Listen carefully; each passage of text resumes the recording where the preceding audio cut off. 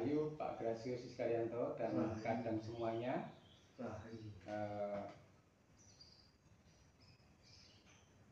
Kesempatan berikutnya saya mau menanyakan mengenai tekad pada diri manusia, tekad untuk berbuat baik, tekad untuk menjadi lebih baik, tekad untuk berspiritual, dan umumnya di dalam Sumarah tekad itu penting sebagai dasar menjalankan Sumarah, gitu Pak.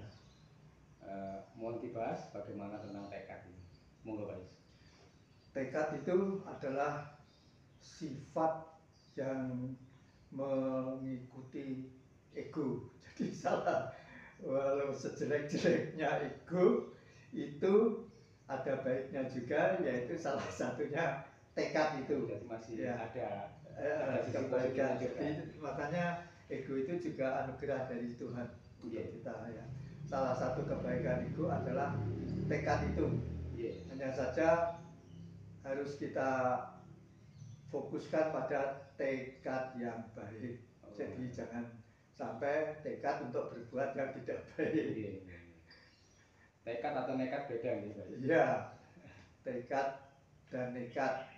Nekat itu dengan cara apa saja mau mencapai tujuan. Dah wes tidak mengingat larangan agama, tidak mengingat nanti hasilnya bagaimana, nanti masuk penjara apa tidak dan sebagainya. Itu sudah nekat ya. Jadi mengarah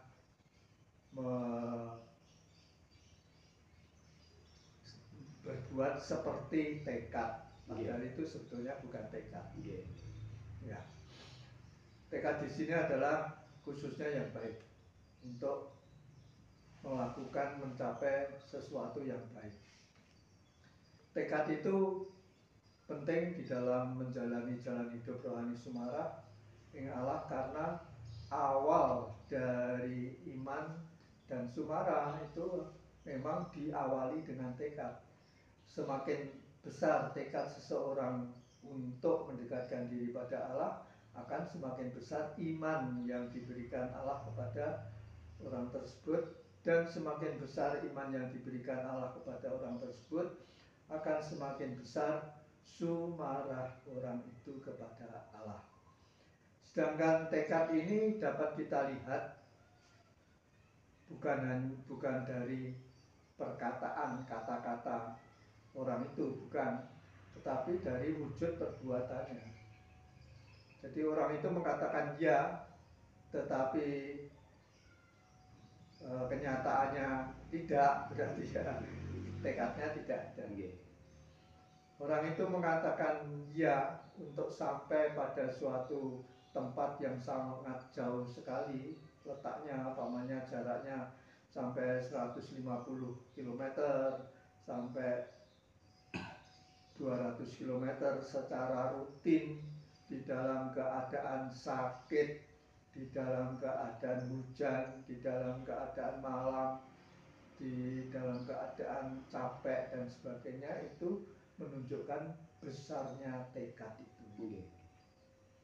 Tekad itu juga dapat dilihat dari kedisiplinan orang tersebut di dalam mendatangi suatu acara yang sudah ditentukan secara rutin. Jadi umpamanya setiap hari Senin jam 6. Nah, setiap hari Senin jam 6 itu, entah itu jaraknya jauh, entah itu jaraknya dekat, entah itu dalam keadaan sakit, entah itu dalam keadaan payah, dia pasti datang.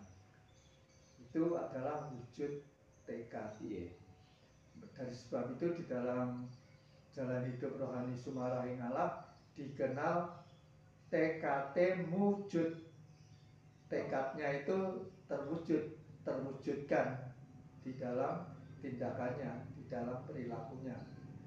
Jadi bukan omong doang, tapi dinyatakan dengan